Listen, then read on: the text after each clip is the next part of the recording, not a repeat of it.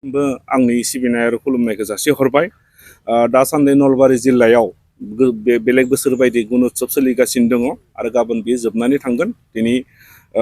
दिनैबो जानानै थांबाय आरो बेयो जाना थांनायाव नलबारि जिल्ला एबसुनिफ्राय 6 थाखोनि बिगियान आरो सानखान्थि आयदायाव इंराजि होनायनि थाखाय जों गोबां स्कुलाव थांनानै बेखौ बन्द' खालामहैदों बा बेखौ जोङो लिरनाङा होननानै जोंनि फोरोंगिरि आरो जोंनि फरायसाफोरखौ जों खावलायनाय लेखा गोबां फरायसालिफ्रानो बेखौ बन्द' खालामनो होनायनि थाखाय आं बिगोमा बा फोरोंगिरिफोरनिसिमबो आंनि मोजां मोननायखौ गाहाम हरबाय।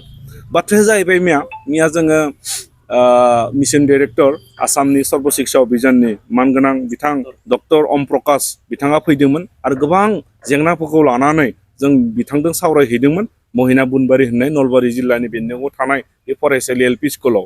आरो बिथाङा जेब्ला लोगो हमखांनायाव लास्टआव बिथाङा मोनसे बाथ्रा होनदोंमोन जे बर' मिडियाम फरायनानै मा जानो, नोंथांमोना इंराजि मिडियाम फरायोब्ला साख्रि मोनगोन आरो गोबाङाव फाइट खालामनो हागोन माने आदार स्टेटफोराव। नाथाय जोंनि थांखि आरो नोजोरा बे नङामोन। जोंनि थांखि आरो नोजोरा जाबाय जोंनि माहारियारि बादखौ लाखिनानै जोंनि फरायसालियाव जों फरायनो मोनथारनांगोन आरो जों फरायनो मोननायजों लोगोसे जोंनि जिखिनि जेंना फोरोंगिरि जेंना बायदिसिना जेंनाफोरखौ जोङो बिथांनिसिम बुंदोंमोन। नाथाय बिथाङा जिबायदि उल्टा बुंदों जे इंराजि फरायथारनांगोन, इंराजि फरायब्लासो साख्रि मोनगोन, इंराजि फरायब्लासो माने गोरों जागोन होनना बुंदों। नाथाय जोंनि बर' बिजोङाव फरायनाबो गोबां सुबुङानो दिनै प्रफेसार, इन्जिनियार, डक्टर बायदिसिना बिथिङाव साख्रि मावदों आरो बिथांखौ जों थिखार होदों जे बिथाङा सासे प्रखासनिक बिखाया जानानै बिथाङा गावनि डिउटिखौल' मावनांगौ। सोरबा मा फरायो, मा जायो, मा थायो बेजों बियो सोमोन्दो जेबो गैया।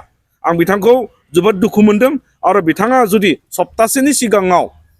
सप्तासेनि गेजेराव बिथाङा जुदि निमाहा बियाब्ला जोङो गणतान्त्रिक भाबै आन्दलन खालामगोन आरो सरकारा 10 दिननि भितराव आसामनि मानगोनां गिबि मन्त्रि डक्टर हिमन्त बिश्व शर्मा आरो डक्टर रनज पेगु सोलोंथाइ मन्त्रि बिथांमोना जुदि 10 दिननि गेजेराव बेखौ साख्रिनिफ्राय बोख्लायाब्ला आयेन भाबै आरो गणतान्त्रिक भाबै जि बेबस्था लानाय जागोन बेखौ जोङो 10 दिननि बा सप्तासेनि गेजेराव जों फोरमायगोन। बिथांनि मुङा मामोन आरो बबेयाव बुंनाय जादों? बिथांनि मुङा जाबाय डक्टर अम प्रकाश। बिथाङा मिशन डाइरेक्टर आसाम सर्व शिक्षा अभियाननि बिथाङा महिना बुनबारि एलपि स्कुलाव बुंदोंमोन आरो बिथांखौ जों मिया लोगो हमदोंबो आरो जोंनिफ्राय माने आर'नाइबो होनानै जों बिथांखौ बरायदोंबो।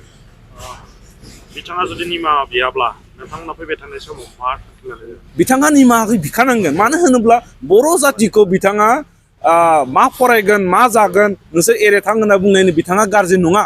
जोंनि गारजेना जाबाय जोंनि बर'नि बिगोमा आरो बर'नि जायफोर सानसुमै दैदेनगिरि बिथांमोनासो जोंनि गारजेन। बिथांमोना गुबुन रायजोनिफ्राय साख्रि मावनो फैदों, साख्रि मावनायखौ जों बाजायाखै। साख्रि मावनायनि मुङाव जुदि बर' जातिखौ डिसक्रिमिनेसन, बर' जातिखौ जुदि फोजोबनो नागिरदोंब्ला जोंनि थाखाय बिराद माने आनफर्चुनेट। आरो फैबाय थानाय समाव जों मिरु दुलाराय बर' फरायसा आफादजों सावरायनानै बिनि बिथांखिफोरखौ जों थि खालामनानै होनाय जागोन। क'क्राझार नोगोरनि आर.एन.बि. लामाजों थांनाय बागानसालि वार्ड नाम्बार 8आव रायजो राजाफोरनि गोग्गो देहा लाखिनो थाखाय सानजोरां इन्टारप्राइजआ गोदानै जेनेसा वेलनेस प्राइभेट लिमिटेड बेखेवदों।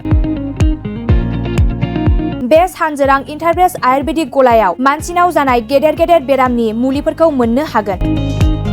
किडनिकआव अन्थाइ जानाय, आथिं आखाइ जरा जरा सानाय, लिभार गाज्रि जालांनाय, मोदोमनि माननाय आरो बेनि अनगायैबो बायदि गेदेर बेरामफोरनि मुलिफोरखौ बे सानजोरां इन्टारप्राइजआव लांफैनो हागोन। सानजोरां इन्टारप्राइजआव गासै बेरामनि मुलिफोरखौ हलसेल राङावनो लांनो हागोन। सानजोरां इन्टारप्राइज बिगोमाया फोरमायबावनाय बायदिब्ला नैबे 9954157149 जानबुं नाम्बारनि गेजेरजों नोंथांनि गोनांथि जानाय मुलिफोरखौ सुलाद लानो हागोन।